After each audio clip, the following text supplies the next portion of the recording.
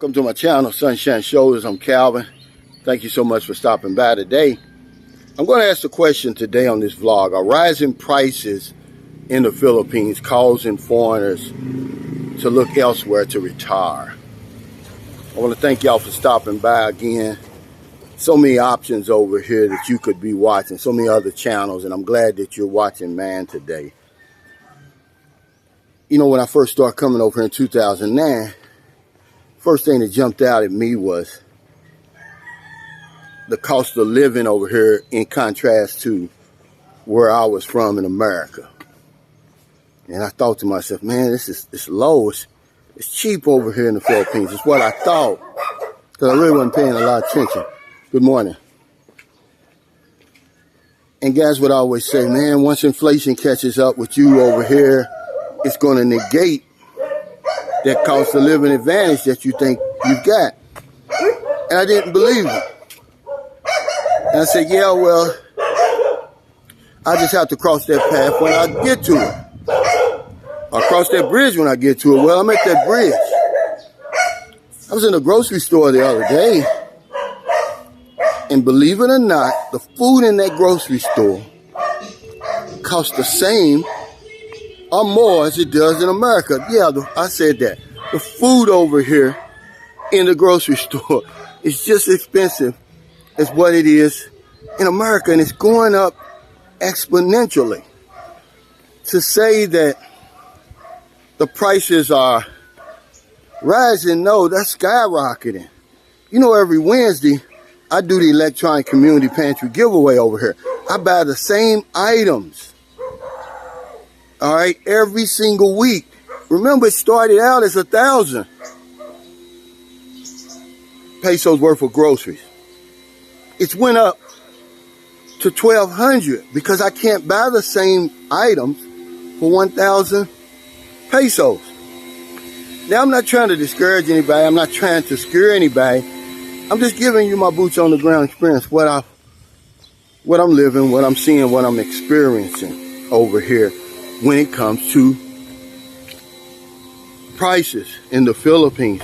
Fuel skyrocketing, rent skyrocketing. One of my friends, he's leaving today to go back to America. He eventually is going to retire here. He's paying $650 every month for a studio condominium in the Philippines. That's really not unusual.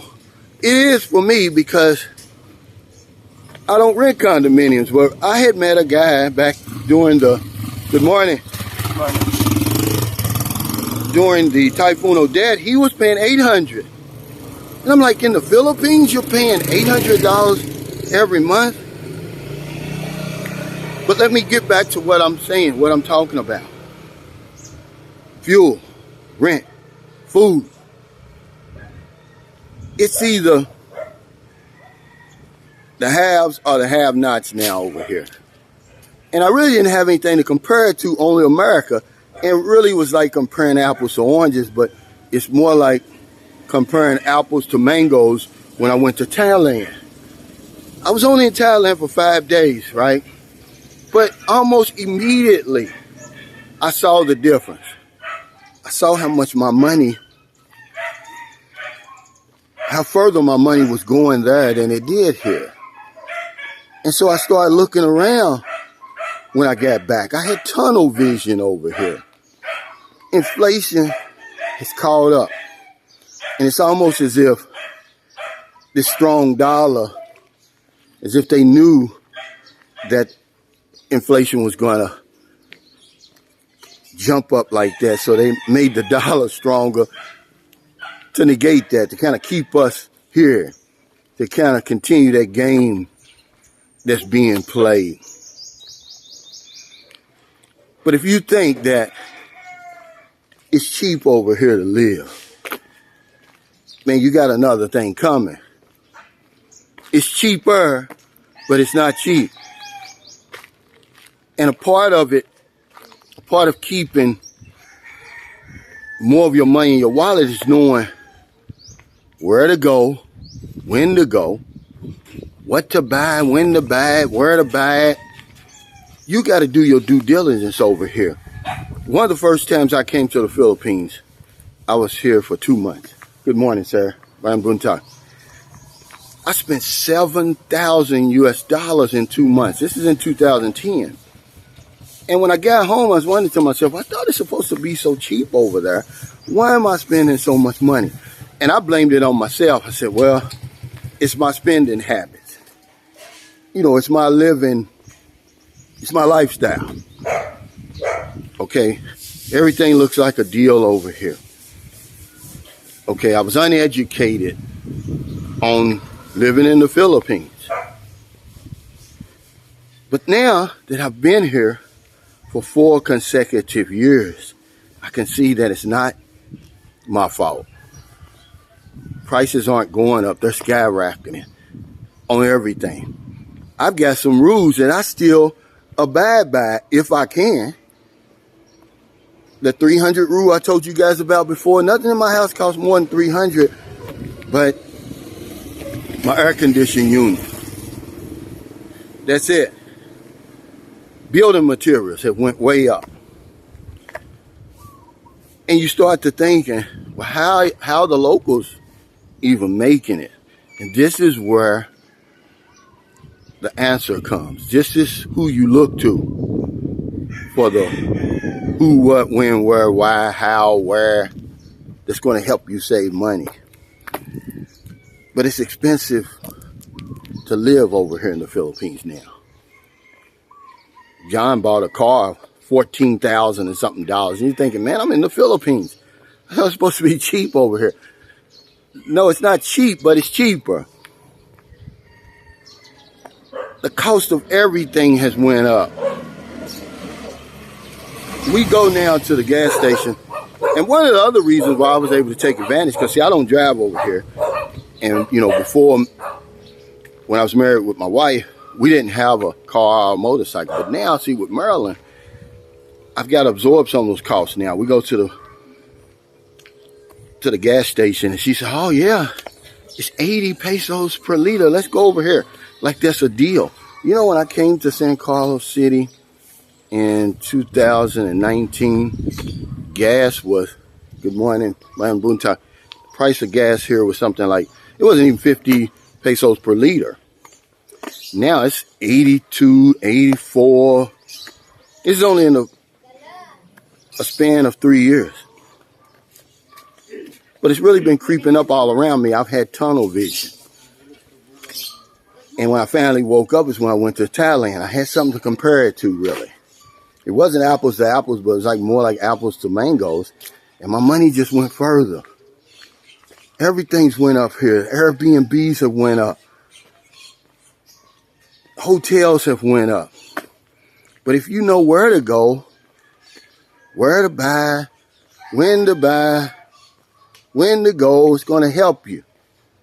But we come over here and we do a whole lot of impulse buying. Remember I told you one of my regrets was not getting established fast enough. And that's the problem I see a lot of guys doing over here. I was talking to my friend Greg Williams. He's over here from Houston, Texas. I said, look, man, I know you're in that vacation mode right now. You need to find you a place. I said, you're spending a lot of money in these hotels. You need to go and get you a place, man. You're going to be here anyway. Quit spending that $1,800, $2,000 pesos a day. That adds up in the Philippines. You know, when I take guys out to eat in Malwani, their prices haven't went up. You get value for your money there, but when you leave the table, you're still spending $40, $50. You're leaving that in the restaurant here in the Philippines, and you think to yourself, man, I thought it was supposed to be cheap over here. It's really not, guys. It's cheaper, though, than what you're used to paying. You really have to do your research here. You really have to ask around. You really have to find your sweet spot over here. Are you going to find yourself spending just as much money here as you were at home? I did a video last year. It might have been almost 2 years ago. It's called The Dark Side of the Philippines, why retirees they overlook the Philippines. They say, nah. And I gave some reasons. One of them was the cost of living. Because there's a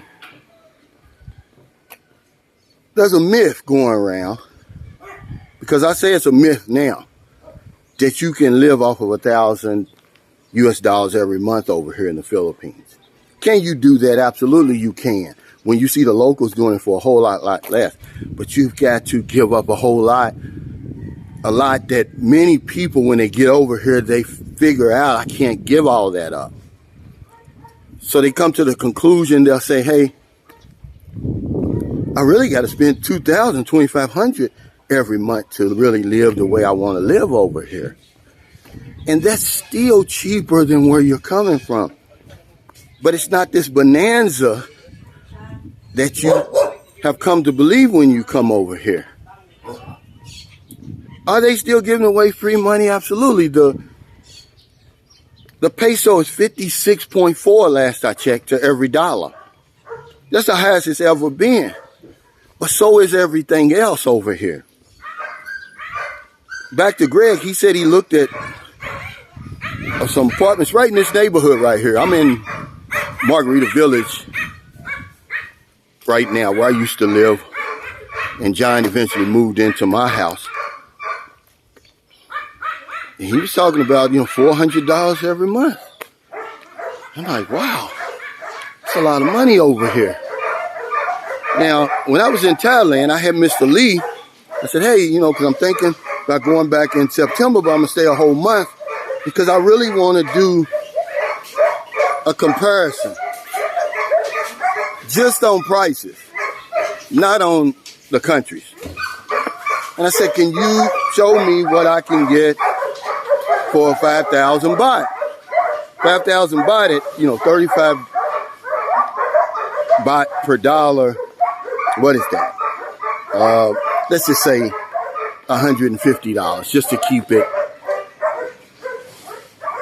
simple.